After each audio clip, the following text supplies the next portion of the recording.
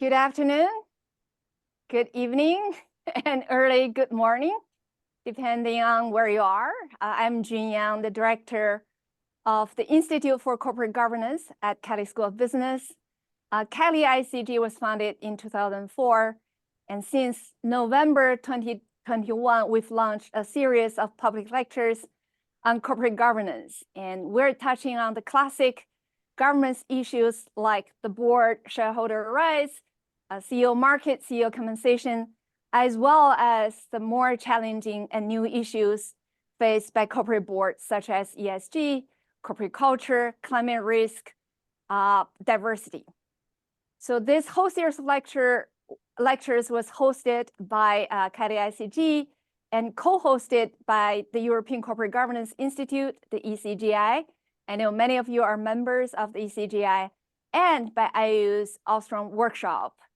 Thank you, my co-host, for sponsoring this wonderful series. So this is a summary of our past lectures. The top left corner is the classic topics, board of directors, CEO markets. So here we're talking about the private markets and the public markets for CEOs. Exec compensation, including the highly debated CEO compensation. CEO activism is somewhere between the CEO side and shareholder side. So we covered that last November. And we talk about shareholders' rights and their intervention of the corporate operations. That's hedge fund activism.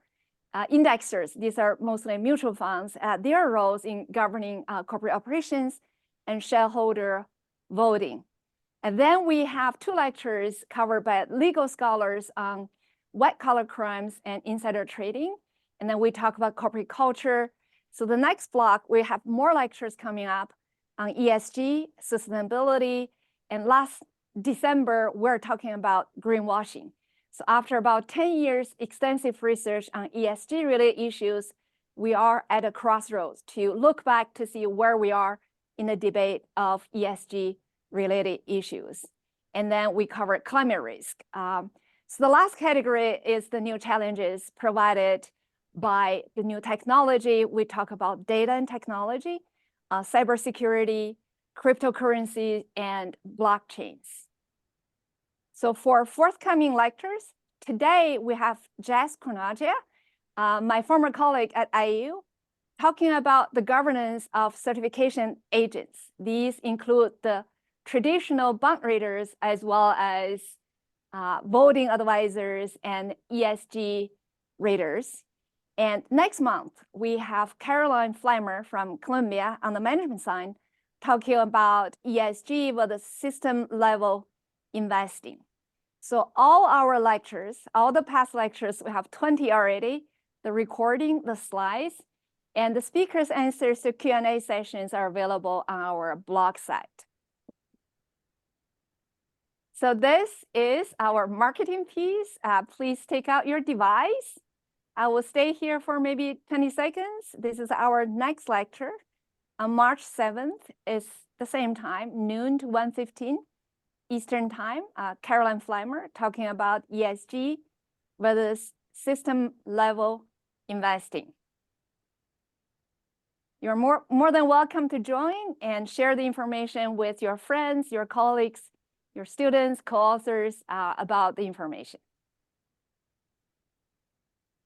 So next, I'm going to introduce today's moderator. So today's moderator is a young scholar who is a rising star, Christoph Schiller.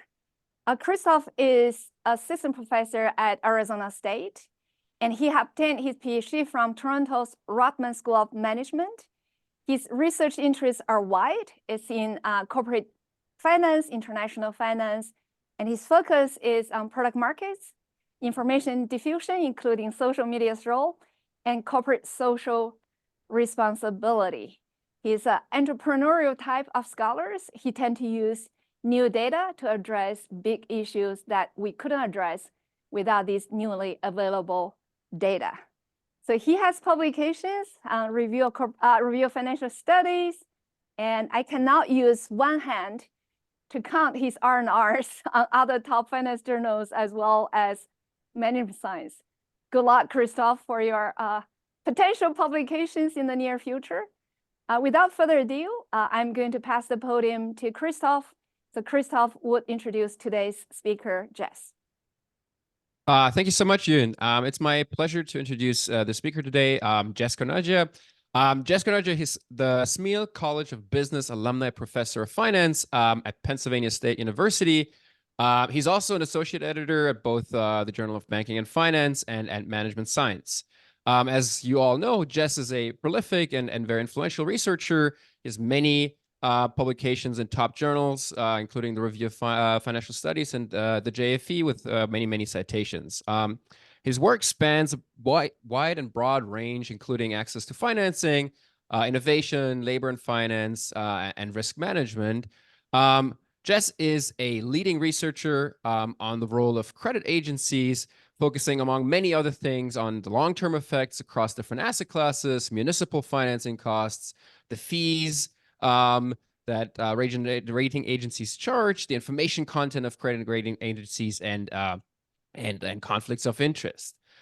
This will also be the topic of today's lecture. Jess holds a bachelor in engineering, an MBA from Gonzaga University, and a PhD from the University of Texas at Dallas. Jess, the floor is yours. Very good. Thank you, Christoph, for that flattering introduction, and June for your kind invitation to allow me to give this lecture today. I assume everyone can see my, not the right screen. Let me try a different screen. Let's try this one. Okay. All good?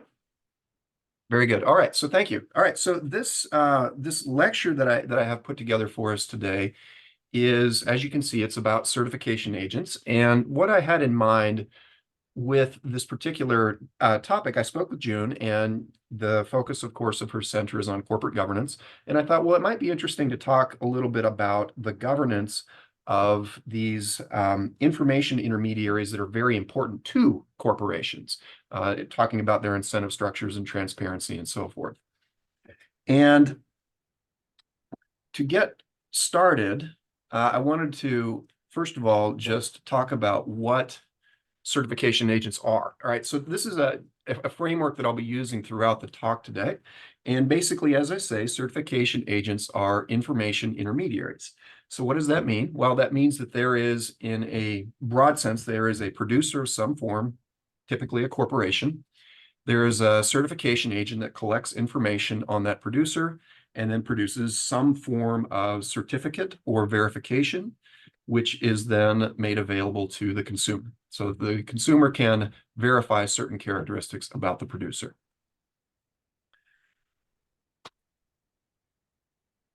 Okay, so certification agents pervade all aspects of life beyond markets. Of course, markets will be the focus of what we're talking about today, but I'm sure you all are familiar with organic food certifications.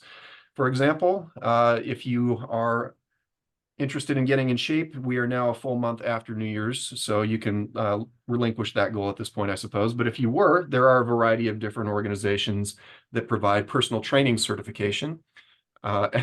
When I was in graduate school, as a reward to myself for passing my comprehensive exams, I actually allowed myself the time to get one of these certifications because I wanted to improve the quality of my workouts. I was actually certified under the National Academy of Sports Medicine for a while. I have since let that certification lapse. Other certifications I'm sure you're familiar with, movies, right? So these sorts of things, we rely on them all the time as consumers.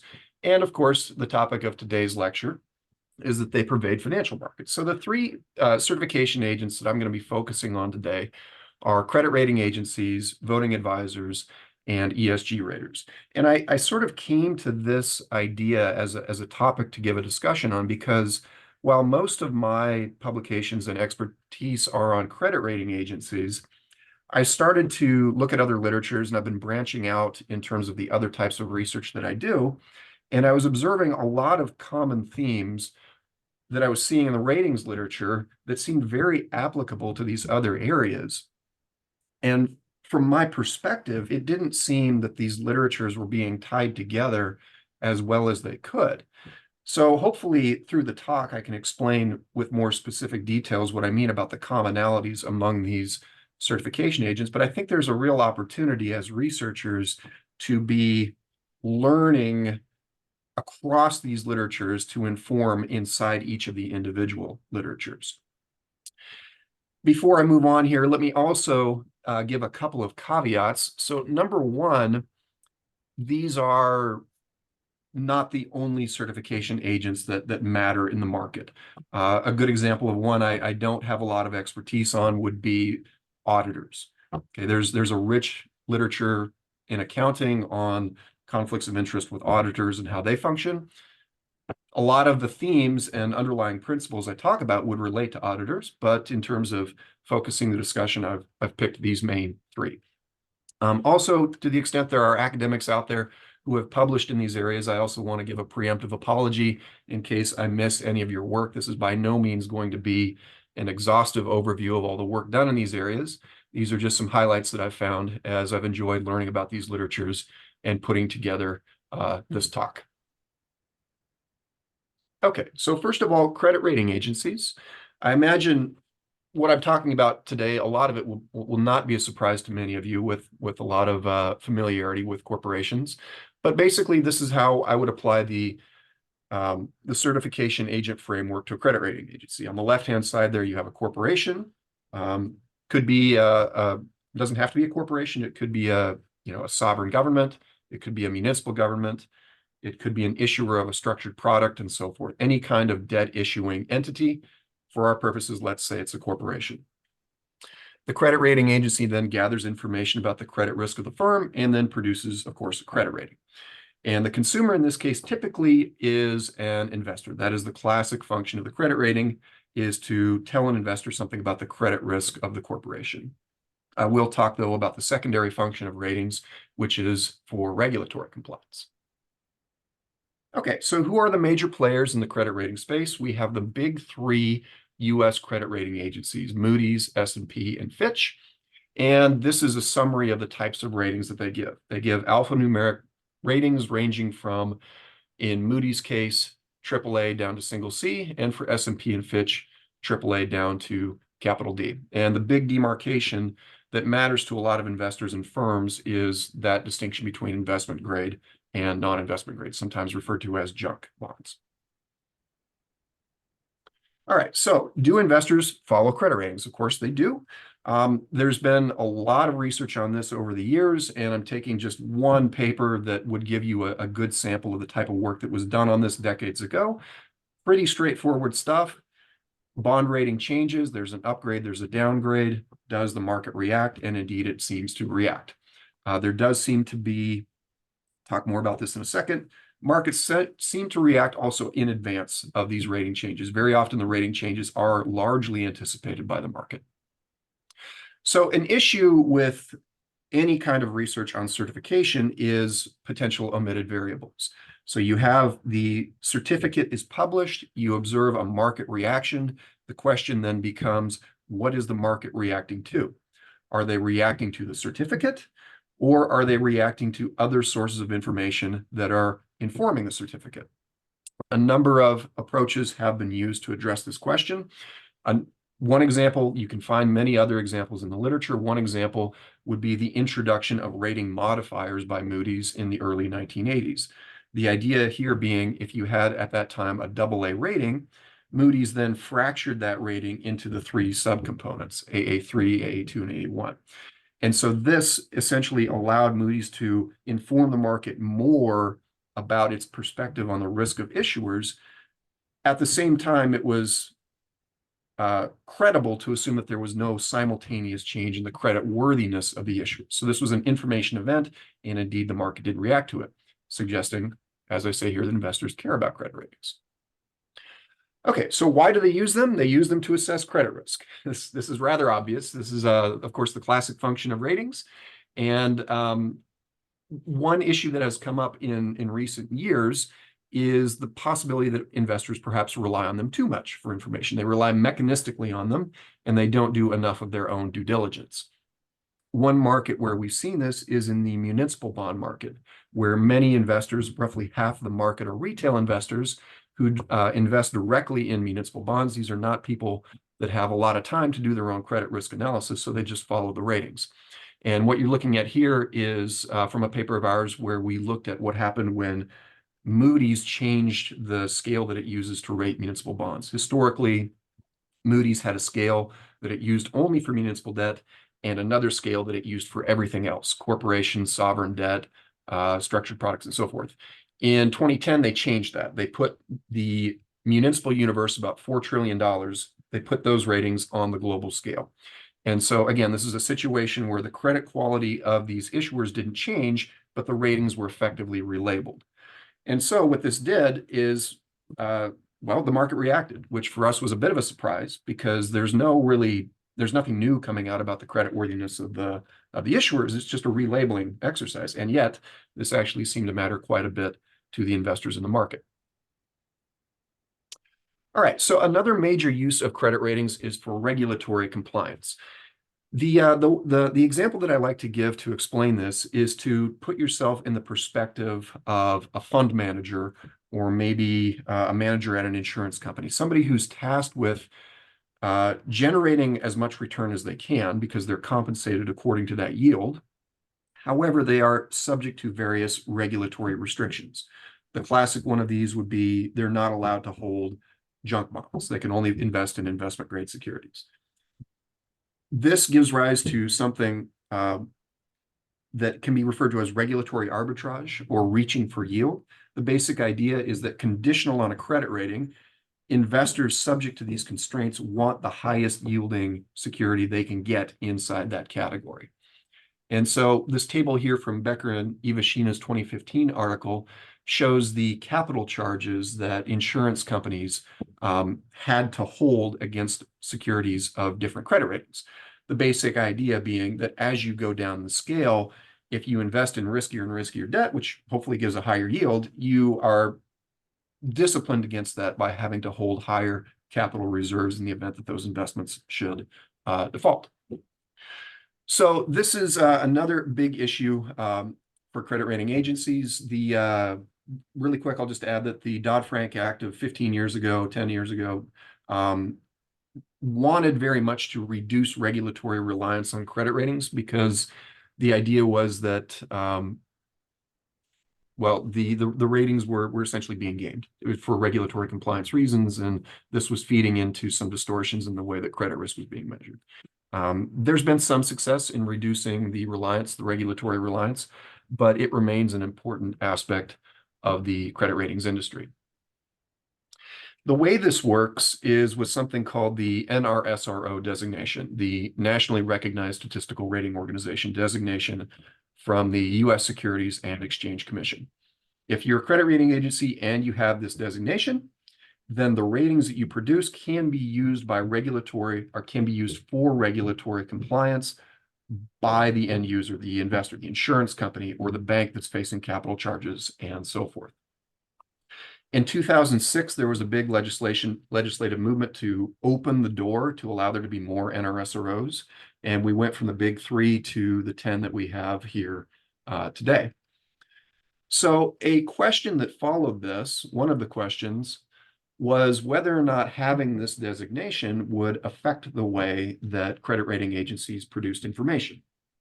Okay, you're a credit rating agency. Once your ratings are useful for regulatory compliance, what does that do? Does that cause a deterioration in the quality of information you produce about credit risk? There are not a lot of opportunities to study this question, but one of our papers that looks at this basically finds that no. We have here a credit rating agency called Egan-Jones, and in late 2007, early 2008, they got the designation from the SEC. So the question is, okay, now that their ratings can be used for regulatory compliance, did that feed back to Egan-Jones and affect the way they produce credit ratings? And the answer seems to be no. When we benchmark those ratings against others produced by Moody's, which is a traditional big 3 rater, the relative information content doesn't seem to change.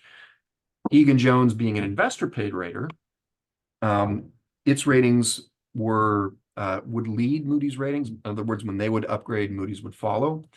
And likewise, when they would downgrade, Moody's would follow. Their ratings seemed to be more timely and accurate than Moody's, and that did not change. That differential characteristic did not change once they received the designation. What seems to matter a lot more is who pays for the ratings. The big issue that came out through the crisis and has been an issue, a known issue forever with the rating agencies, is the potential conflict of interest when you have issuers paying for their credit ratings. And so this was, by many observers, believed to be the root cause of the failures of the credit rating agencies during the financial crisis. You had issuers of structured products, collateralized debt obligations, and they were only able to sell their securities if they successfully secured AAA ratings. And so because they were essentially paying the rating agencies, so the thinking went, that created a conflict on the part of the rating agencies to inflate their ratings and give them ratings that perhaps they didn't deserve. So what you're looking at here is a plot from a very influential paper on the topic. You can see in light gray the modeled distribution of AAA ratings. So this is what, if you just looked at the models that the rating agencies use, this is what you should observe the distribution to be. And in black is what you see was the ex post outcome, including the subjective adjustments made by the rating agencies.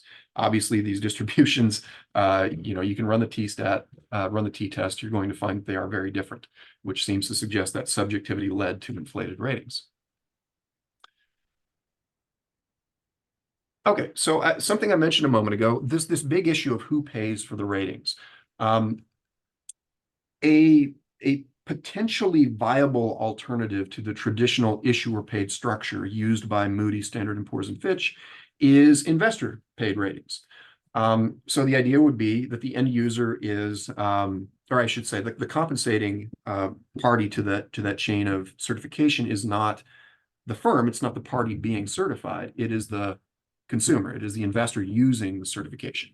And there's a lot of evidence out there that if you are an investor-paid rater, the ratings that you produce are more timely, meaning they come out sooner.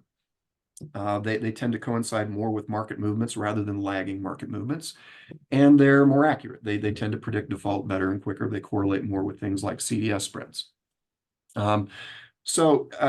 Credit rating agencies are sort of historically and classically slow to respond to market conditions.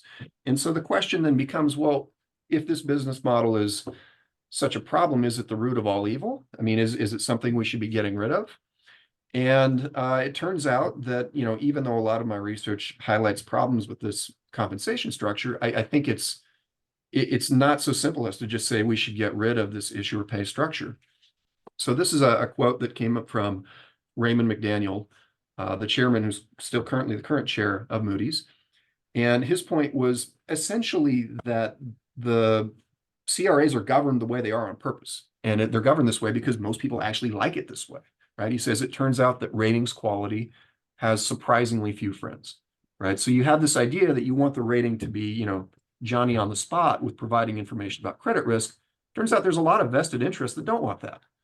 Okay, so issuers, of course, they don't want timely ratings. They just want high ratings. Whether you're a corporation or an issuer of a structured product, you don't want your rating to be accurate necessarily. You want it to be high. Same thing with investors, right? So, I talked about this reaching for yield or regulatory arbitrage aspect.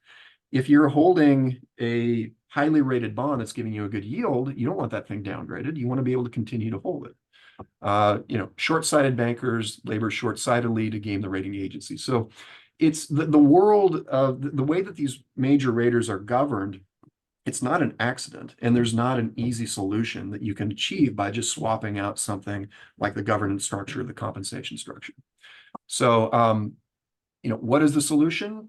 I'm not sure. I'm not sure that we have a better solution, frankly. That's not a very optimistic read of the industry, but given the failures that we saw through the financial crisis and the fact that things largely have not changed, I think there's a lot of information in that people are pretty overall satisfied with the existing governance structures. There may be better options, but they may only be second best relative to what we have, flawed though it may be. Okay, so something I mentioned a little bit about, but I just want to be a little bit more clear on this, is what we would call rating stability. So you look at a rating agency, you look at an example like, Enron. Enron was rated investment grade until like 3 days before it went bankrupt, right? So how can that be, right? Why didn't the rating update faster to reflect credit rating, to reflect credit risk? And that's because there are two error types. So the first error type is the one that the rating agencies are very concerned about, which is being too fast to downgrade, right? So the idea here would be, if you're a firm who's teetering on the brink of falling into distress, if the rating agency withholds its downgrade, that might give you the time you need to make the changes to your fundamentals to improve your credit quality. Whereas if the rating agency were to downgrade, well, then that would kick off a feedback loop where now you have a speculative grade rating, which means you're in violation of a number of debt covenants. It's probably a lot harder to sign new contracts with suppliers and customers, which exacerbates your credit risk problem, which leads to more downgrades. So this feedback effect, the rating agencies are very cognizant of this, and this is why they quote unquote rate through the cycle. They give firms, hopefully, the time they need to recover. They want to be really sure that firms are in fact in distress before they make that downgrade, because they don't want to contribute through their rating action to the problems the firms face. The type that gets on the news, of course, is being too slow, right? That's the Enron error type, right? Certifying a firm as investment grade, a day or two before it defaults. So the main governing principle that prevents this thing from happening is reputation capital. And this is a common topic across certification agents. Is you're only viable as a certification agent to the extent that the consumer of your product, the consumer of your certificate, is believes you, right? Has faith in the fidelity of your certificate. And so that's the potential cost of the type 2 error. So there's this trade-off here in error types. And the major NRSROs, the big three, have a distinct preference for avoiding the type 1 error. They have a distinct preference for the type 2 error. And that makes them look bad at times. Absolutely. Okay, so how do we fix this issue? And this is something that we're seeing across certification agents that I'll be talking about today. How about competition, right? What if we just open the door, we let in more players, we made the industry more diffuse? Would that improve ratings quality? It turns out that in a structure with issuer pay compensation structure, this actually leads to perverse incentives. So if I am a credit rating agency, how do I compete for market share? Well, I do that by potentially lowering my standards.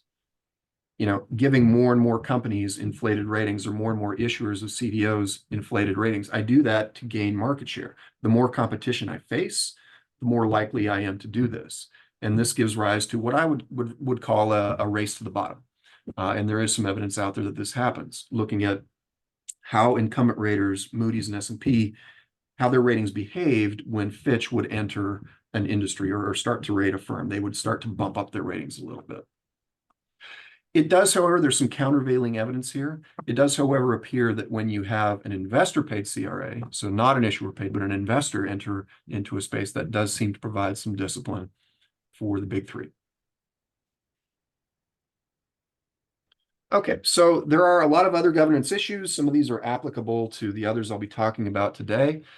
Things like rating shopping versus catering. This is a big and very empirically difficult issue to address. Human capital mobility between certification agents and the organizations that they're certifying, that can potentially influence the way the certification agent behaves. And consistency.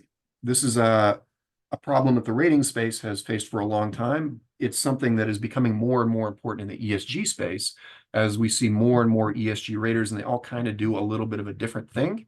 how then do we think about comparing these ESG raters across ESG ratings across ESG raters? Around the world, how do we see this function working? How does this certification around the world work? Actually, it turns out pretty similar to how we do things in the US. If you look at the world's second largest bond market, you look at their major rating agencies, pretty much it looks the same. A lot of issuer pay ratings, which brings me back to the point I mentioned earlier about how, you know, it seems like this compensation structure is the silver bullet for improving the governance of rating agencies. The fact that you see a similar compensation structure around the world, to me, suggests that it's just not that easy. It's just not that easy. Okay, so next I want to move on to proxy advisors, and hopefully as I go through this, you'll start to see some of these parallels that I have noticed in comparing these literatures. So how do proxy advisors work? Well, many of you know, being on the Zoom call here, you have an appetite for this. I hope I'm not being too pedantic, but basically you have a corporation that will have a proposal for some change. The corporation could be the one providing the proposal, or it could come from a shareholder. The proxy advisor collects information on the proposal and then makes a recommendation to the shareholders as to whether or not they should support the proposal, right? So these are the major principles in this process. Okay. In terms of the structure of the industry, in the credit rating space, you have the big three. In the proxy advisor space, you have the big two, ISS and Glass Lewis. Control over 90% of the market from what I read. So ISS is privately held by Genstar. It has about 1,000 employees and close to 2,000 institutional clients. Glass Lewis is similar in scale, not identical in scale, but similar in scale. It has about 1,200 employees. And I want to just give a shout out to this article by Larker and Copland on proxy advisors. The title of it is something like The Big Thumb on the Scale. And this is essentially a primer on proxy advisors. So really great read if you're new to the space and you want to get both a thorough but also a digestible review of how this industry works. Definitely recommend that you give that article a read. Okay, so proxy advisors, like credit rating agencies, are very powerful in affecting corporate outcomes. We have pretty clear evidence that their recommendations affect stock prices.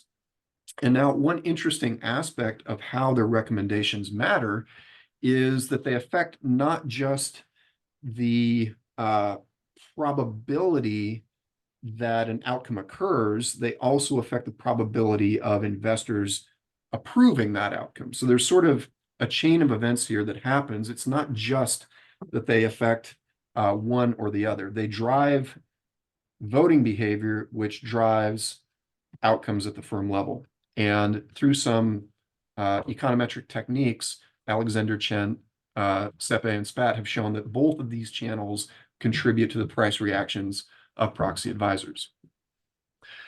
Depending on the type of proposal, they affect anywhere from 13 to 30% of shareholder votes, according to evidence from Bethel and Gillen and Kai, Garner, and Walkling. My colleague here, Peter Iliev, and his co-author, Michelle Lowry, have a paper on mutual fund reliance on ISS recommendations. And they find that 25% of mutual funds rely not just a little bit, but rely exclusively on the ISS recommendation.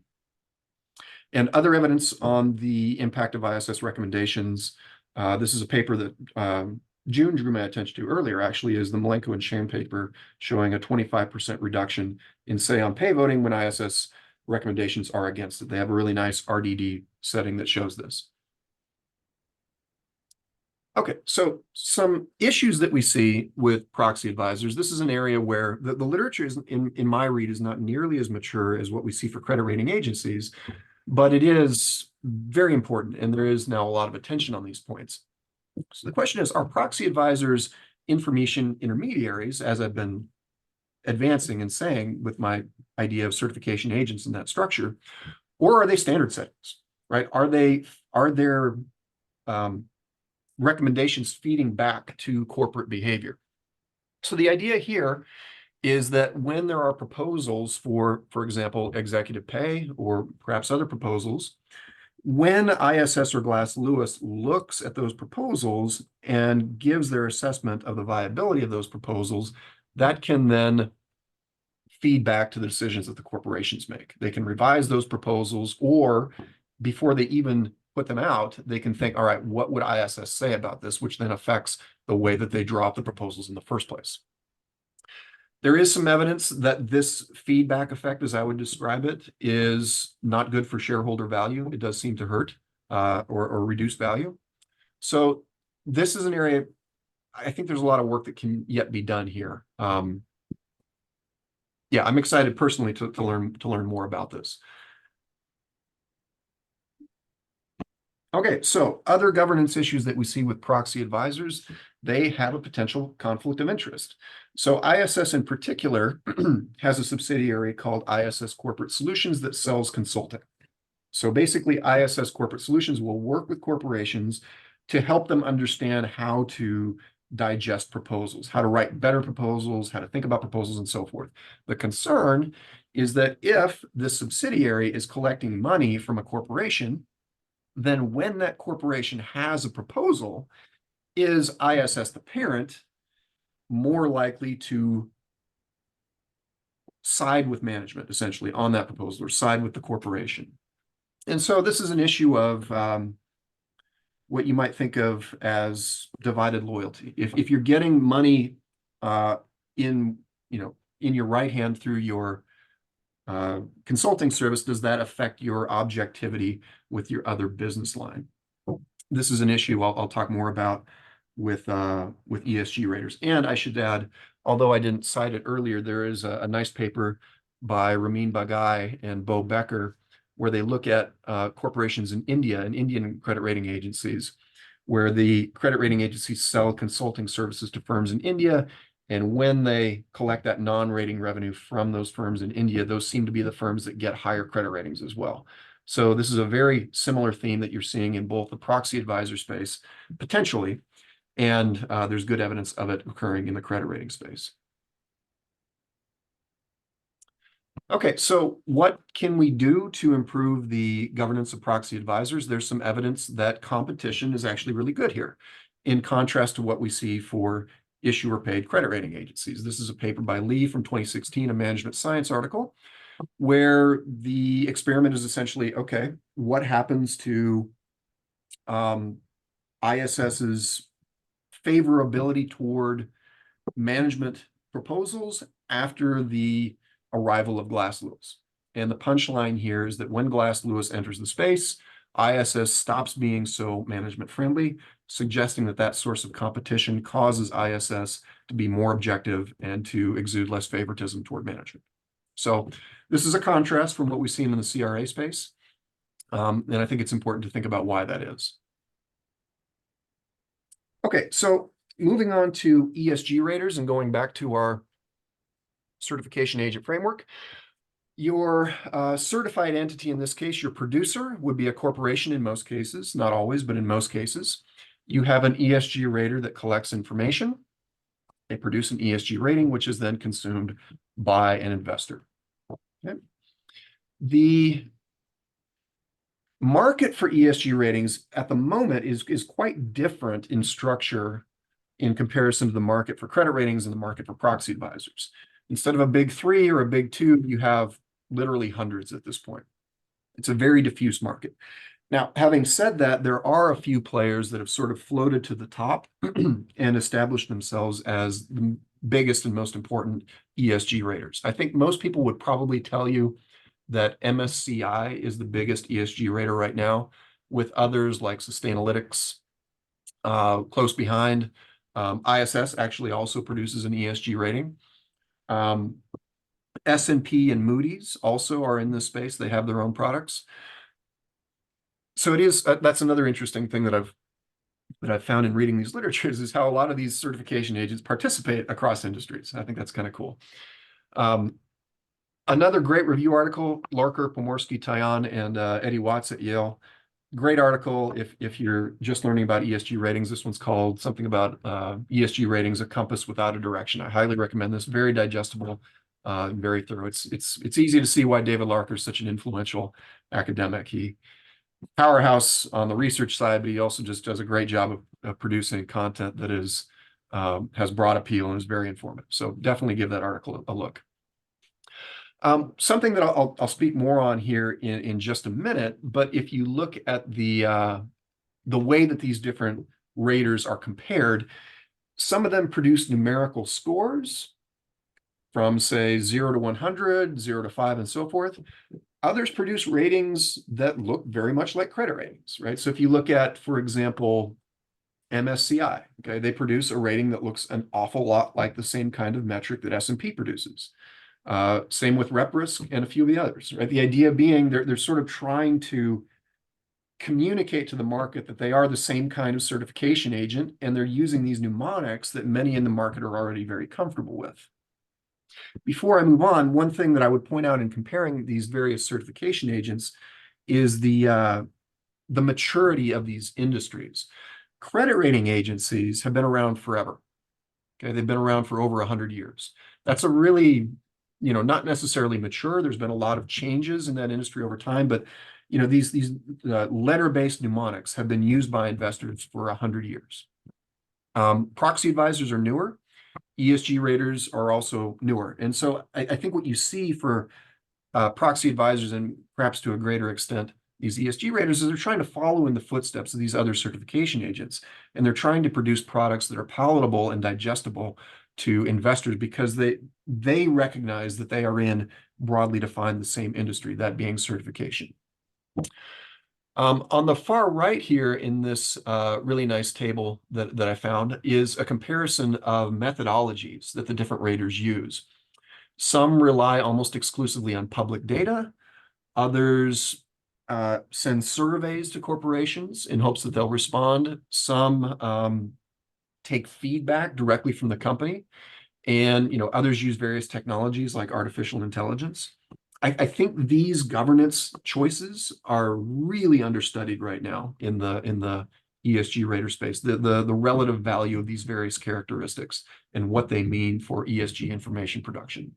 I will talk a little bit about my own work in a moment, but I've got a little bit of evidence getting into this area. I think there's a lot of room for more work to be done. For somebody who had a nice database of a bunch of different ESG raters, you could build some really cool tests, I think, saying which characteristics are most important for affecting these ESG rating outcomes. I think that'd be a nice study.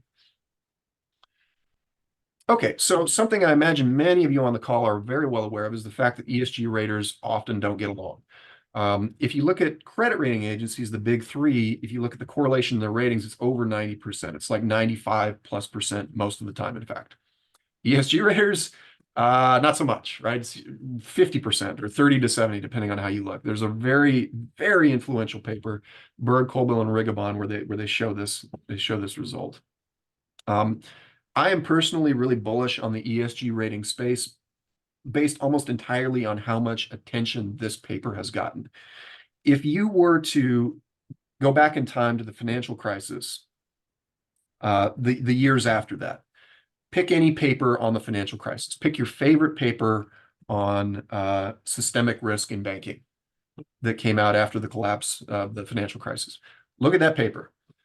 Look at its metrics, right? The things we often think about in terms of whether or not an article is having impact. Look at its, SSRN downloads or Google Scholar sites or whatever metric you want.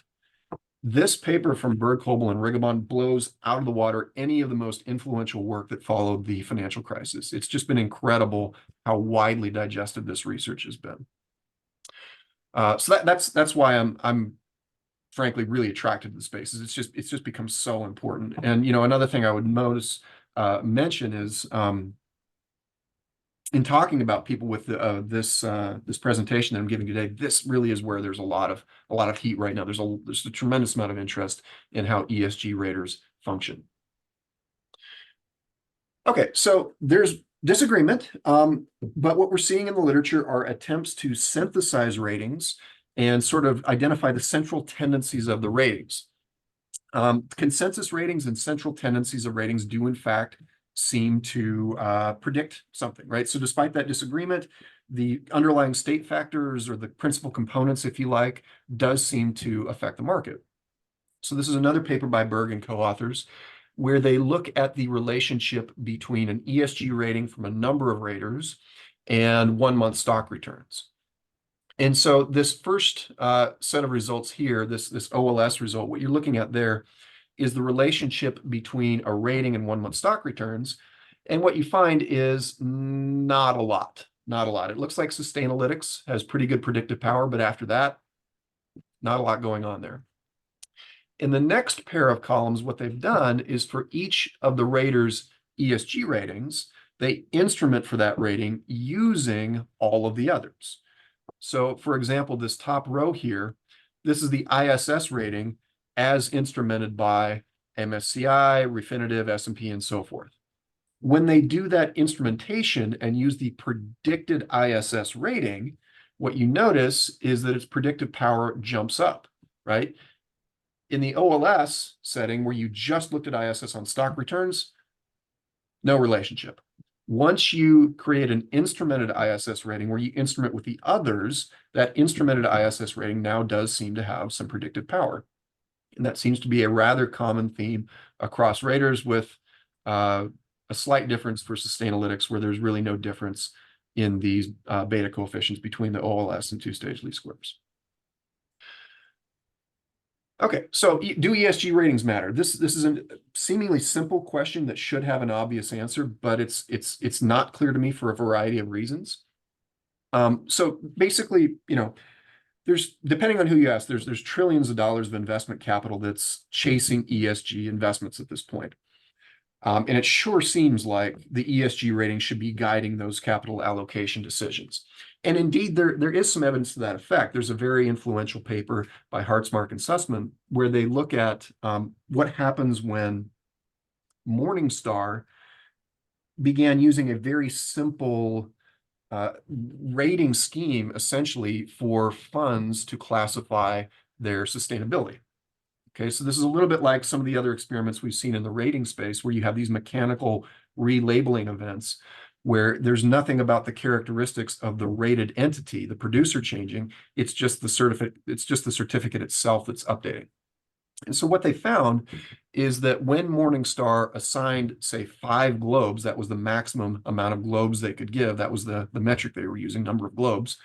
When a fund would get 5 sustainability globes, that would drive capital flows. People would invest in those funds.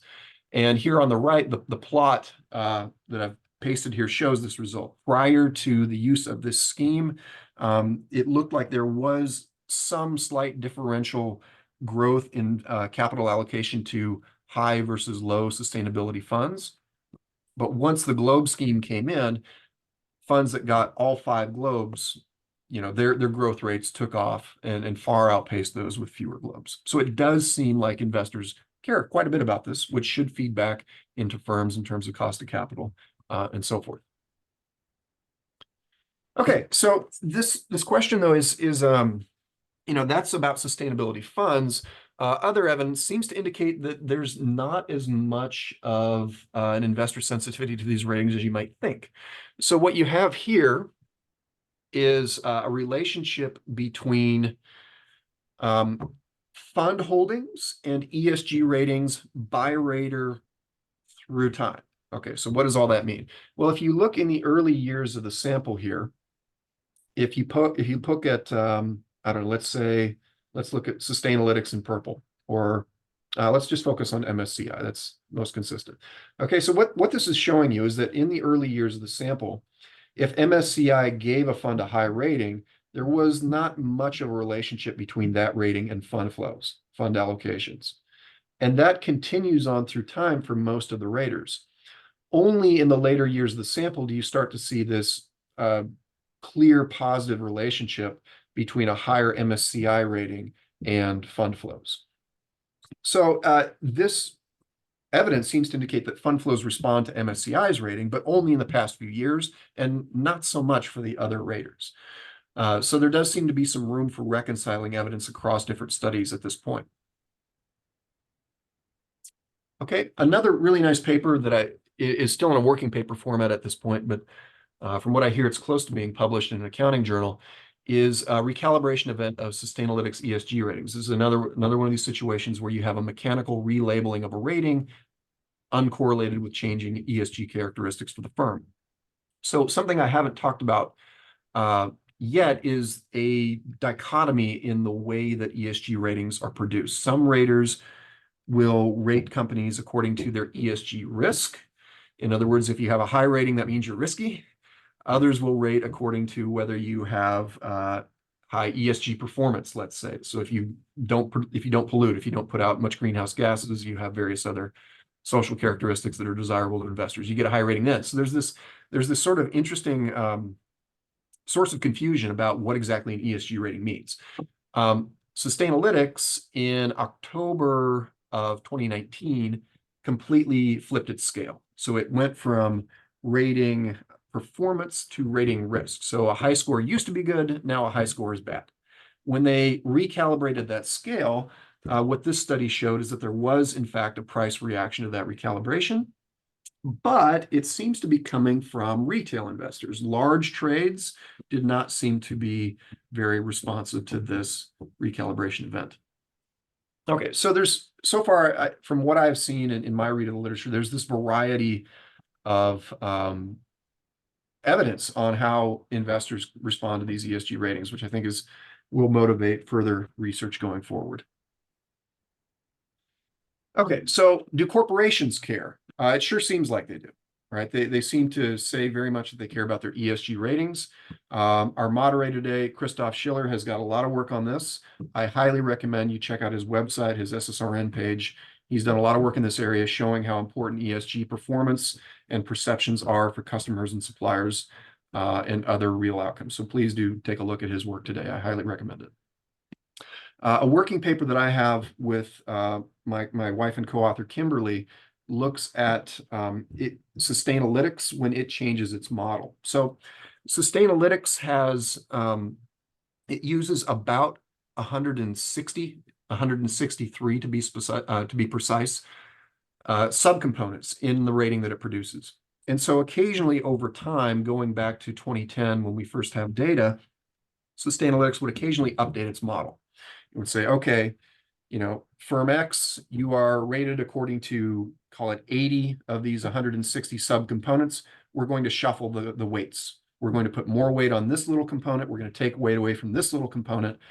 And so the question that we ask in this paper is, all right, when Sustainalytics changes the model, do corporations change their behavior? And over what time horizon do they make that change? Now, when I started this project, I thought to the extent that corporations care at all about trying to cater to Sustainalytics models, maybe it would take them some time. You know, it could take them 3 months, 6 months, maybe even a couple years. You know, if you know, they wanted to improve their performance according to the more valued criteria. And surprisingly enough, what we found is that, yeah, they do change their reported performance, but it takes absolutely no time at all. So we did the study in a period where Sustainalytics was publishing ratings every month. And what we see is that when Sustainalytics puts more weight on one of these little criteria, firms appear to do better on the criteria at the exact same time, which raises a lot of questions, which is, how can that be? Are they getting tipped off to the changing weight on the criteria? Are they just really nimble in adjusting their operations, or is there something else going on? And so getting back to something I mentioned at the beginning of this section on ESG ratings are these various aspects of the way they're governed with the different types of inputs they use.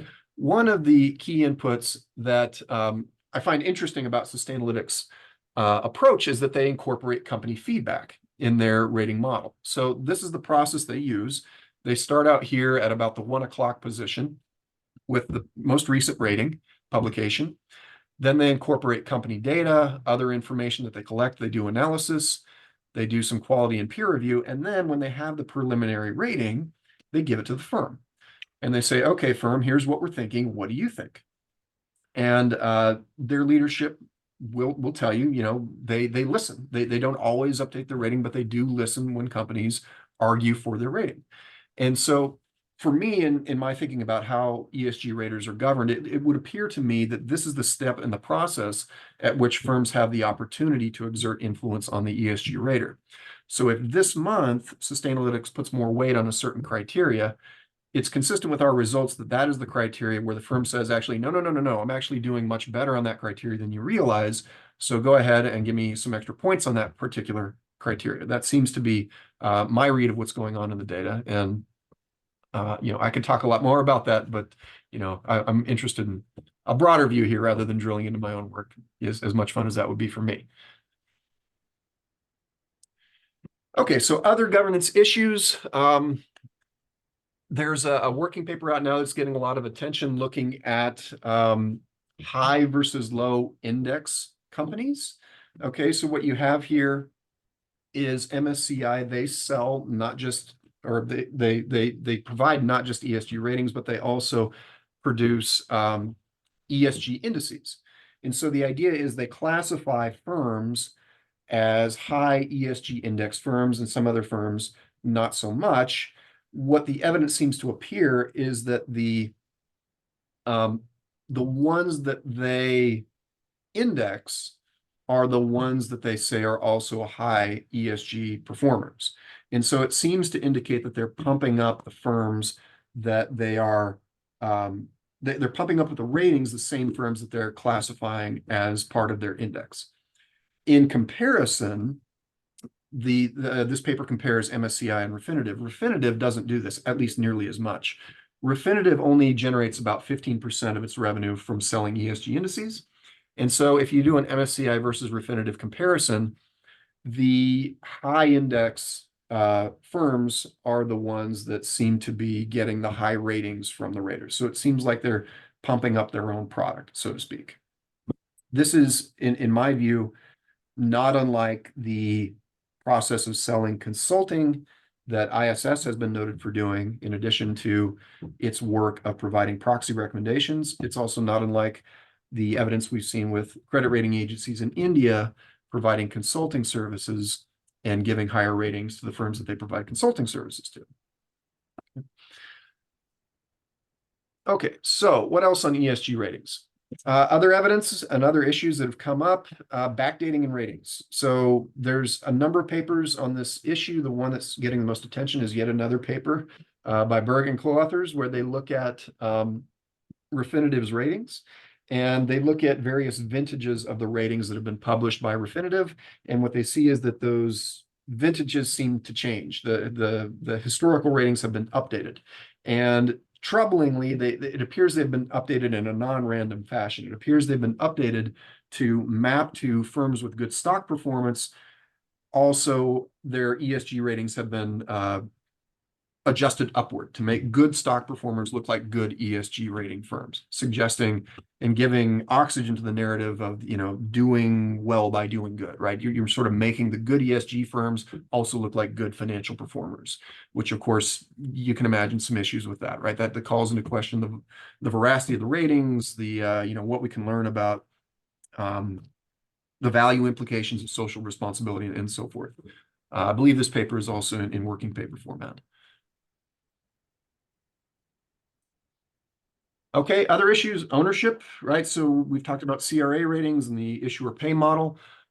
There's an interesting article by Dragon Tang and his co-authors where they look at what they call sister firms, where you have common ownership between the ESG rater and the firms that it rates. So this is a little bit of a different governance structure than others I've talked about so far. You've got a rater, you've got the firms that it rates, and then you've got an investor that holds both. And so the thought here is essentially you're an owner, that common owner. It wants its firms to have high ESG ratings, so they look like good ESG firms. And one way that it can potentially do that is by exerting pressure on the other thing that it owns, which is the ESG rater. So this common ownership, we've seen this in other aspects of corporate finance. I imagine you've had other speakers speak about common ownership, but this seems to be a potential issue in the ESG ratings industry as well. Okay, so to wrap up, as I said, there's a lot out there that I haven't talked about. I haven't talked about auditors. I could talk a lot about my own industry. We assign grades to students, and we have some issues, and people are wondering about the value of the product that we provide these days. I would love to talk about that issue in terms of our role as universities in this industry. Just a couple of common things to stress that I've seen here. And again, these are my own thoughts, my own impressions of synthesizing these literatures. I'm reminded of Goodhart's law. He was a British macroeconomist. He had a rational expectations model, the punchline of which was, when a measure becomes a target, it ceases to be a good measure, right? So this seems to be a common theme across these industries. For CRAs, if you want a high rating, well, now you've got structured issuers of structured products, for example. We know they were structuring their products right up to the letter of AAA so that they could just get that AAA rating. Proxy advisors, right? You have corporations giving proposals just good enough to get approval from ISS or Glass Lewis. ESG ratings, corporate greenwashing firms trying to game their ratings. There's tons of evidence on this, right? From what I know about the public lecture series here, this is not going to be a new topic to anyone on the call here today.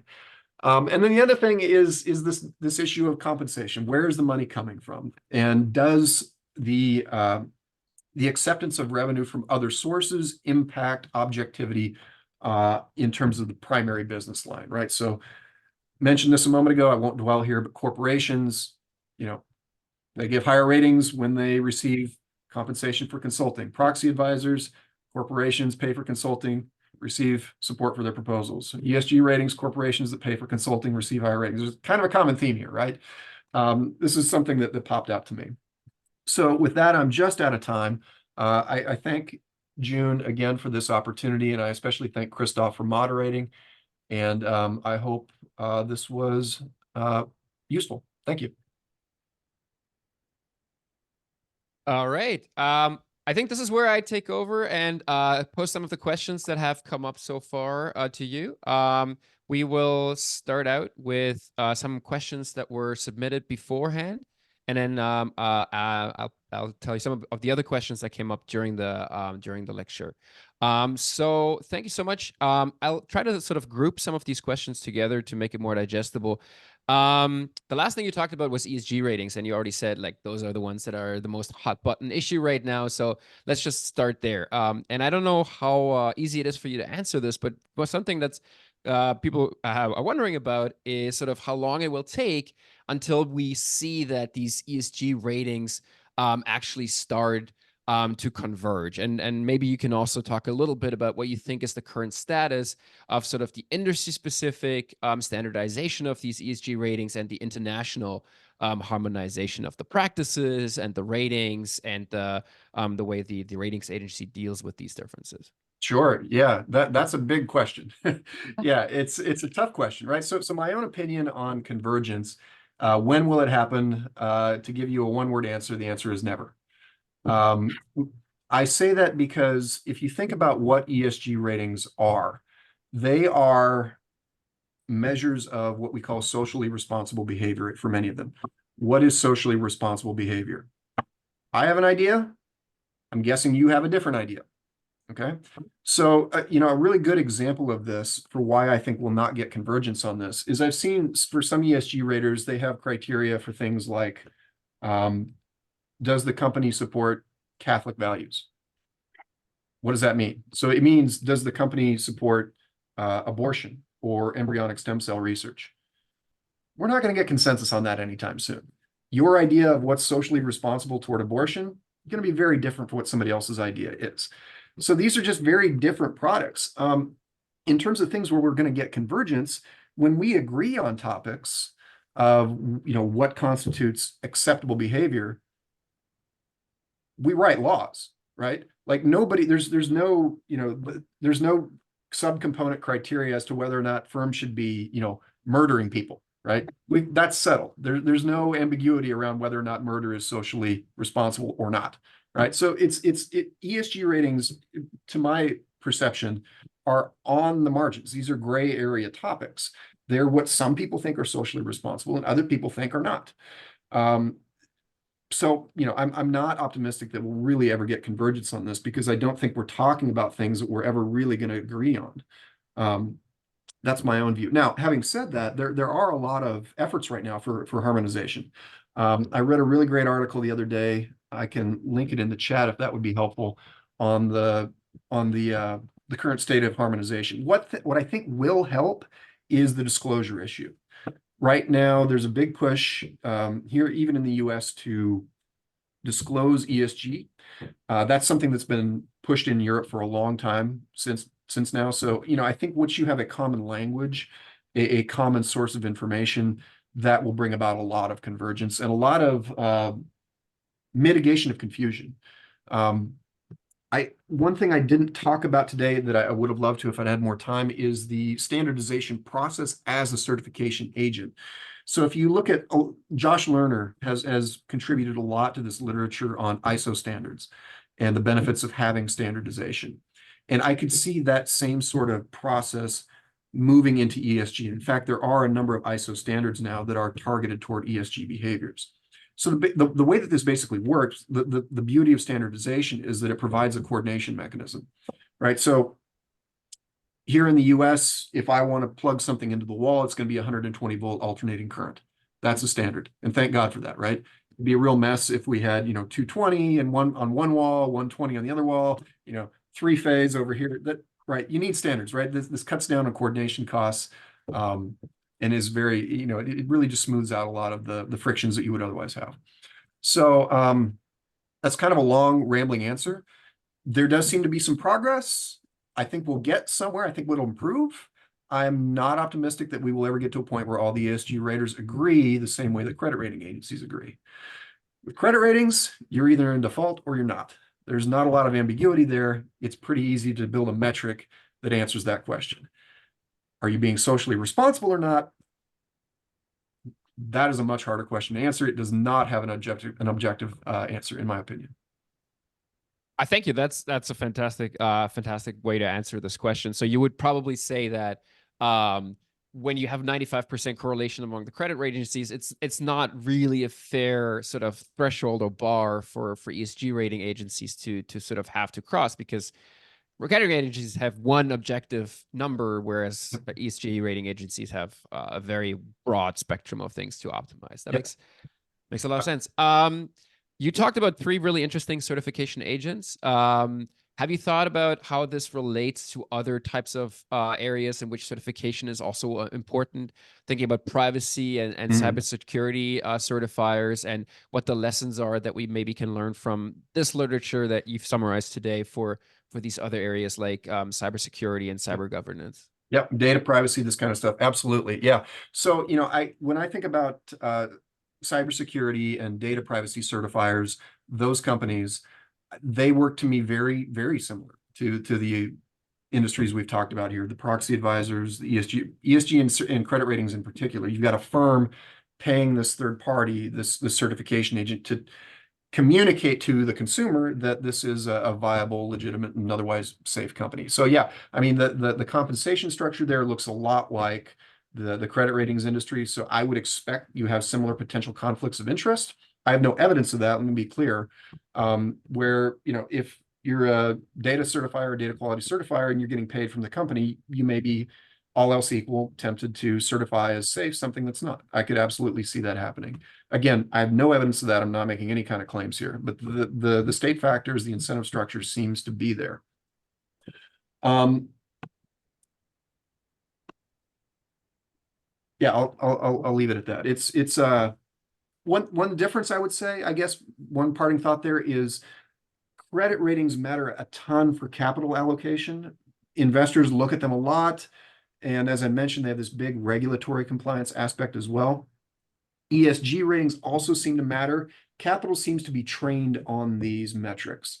I'm not at the moment aware of cybersecurity and data security certifiers having that same impact on capital markets. I'm not aware of investors training their investments on these items to the same extent. Now, if that changes, you'll see, several 10-year cases come through with a bunch of papers written on cybersecurity certifiers and their various conflicts of interest. But for now, we're not there yet, I don't think. Is this also something that reminds you of sort of the equity analyst space, where you have this potential conflict of interest, where analysts give recommendations and forecasts, and the same investment banks provide sort of M&A services and capital market services? Yeah, absolutely. I mean, the potential is there. I mean, there are governance structures in place. Firewalls are supposed to be there.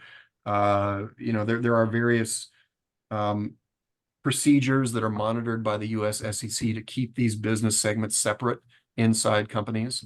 And those firewalls are in place for a reason, because these potential sources of money influencing objectives is a natural concern. So yes, absolutely, I would see some commonality there. Interesting. So I think one common theme that really came through in your talk is this issue of conflicts of interest that is really hard to break, because these agents have a strong incentive to keep everything in place as is, and a lot of people have a strong incentive to keep things as they are. And the three sort of certification agents that you talked about are mostly like private institutions, or Yes. at least very lightly regulated. So one question that came up in the Q&A is that, is this not an area where there might be potential for the government to get more involved? Mhm. The government sort of sets certain standards in some areas that I think is important. Government brings out nutrition tables and sort of recommendations on how to eat and things like that. Wouldn't it make sense for the government to come in and sort of provide these kind of services for debt ratings, for ESG ratings, and so on, as a way to break these kind of conflicts of interest? Yeah, that's a great question. I would rather not see that. Let me go a little further. There may be a role for government in some of these functions. I am really reluctant to put support behind that for the following reason. Let's say the government decides which companies are creditworthy or not. I'm just guessing that a Biden administration will certify certain companies as socially responsible or creditworthy. I'm guessing those certifications would be very different under a different administration. So what I'm concerned about with having a government take over a lot of these functions, and again, I'm not saying it's out of the question, but I'd be very concerned about capital allocation becoming a political football. If you could convince me that there's a way to prevent myopic or partisan influences interfering in capital markets and affecting where capital goes and what people invest in, then okay. But I mean, it just, for me, there's the door just swings wide open for political partisanship to decide winners and losers, and who gets funding and who doesn't. Let me, for argument's sake, just take the other side of this. I don't actually have an opinion on this, but think of an institution like the EPA, right? The EPA collects a lot of information and data and supervises companies about their emissions, about their toxic pollution that they let out into the air, into the water, and so forth. They investigate factories, they uphold certain standards. And a lot of those numbers do actually enter ESG scores, for example, right? They are a big part of what goes into the E out of ES and G. And up until at least fairly recently, we wouldn't have doubted the sort of political independence and sort of the neutrality of the EPA. If it's possible to install an institution like that, or the Federal Reserve, which is a very, very influential organization that makes important decisions and is not really suspicious of, or not that suspicious of, having a political leaning, would that be a way to do it? I mean, yeah, maybe. Yeah, perhaps. You brought up some really sort of topical issues there with the trust that we have in our institutions these days. I mean, speaking for myself, of course, it seems to me that this country has lost a tremendous amount of faith in its institutions over the last 10 years or so. If that could be reclaimed, you'd get more support from me for doing it. But unfortunately, I think we're kind of at a bad spot where a lot of people just look at the way that our institutions are operated, and they just don't have a lot of confidence in them. So I hate to end on such a downer of a note, but so the strength institutions matter, right? Social fabric and public trust matters. Maybe that's the more positive spin. So we should be focusing on building social cohesion and cultural trust. Maybe is the recommendation. Do that, then we can get into more government involvement in some of these aspects, I would say. That's fantastic. Yun, remind me, how much time do we have before you Yeah, it's want to wrap? it's the time. Okay. All right. All right. Thanks so much, Jess, for such a wonderful lecture. I learned for the first time there are so many papers on ESG rating agencies. I'm in the GE literature.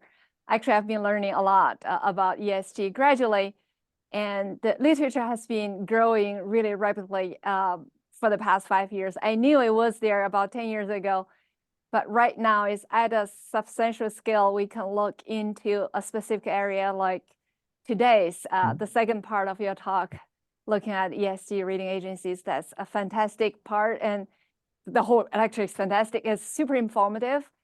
I guess we can stay away from the governments of the country for now. So we're talking about government of corporations mostly and related parties that contribute to the governments of the corporations. So for the last minute, I'm going to put up a slide. Again, this is ESG related issues. This is a big area, and there are many research in this area. Our speaker, Caroline Flammer, is one of the pioneer and leading scholars in this area. So she's going to talk about ESG versus system level investing on March 7th. Please take the QR code if you haven't done so yet. All the questions, including the ones Jess didn't have a chance to answer, will be answered and posted in our blog website in about a week. And the recording slides will also be posted. Thank you again for your constant support to the public lecture series. I'll see you next month. Thank you and bye. Thank you.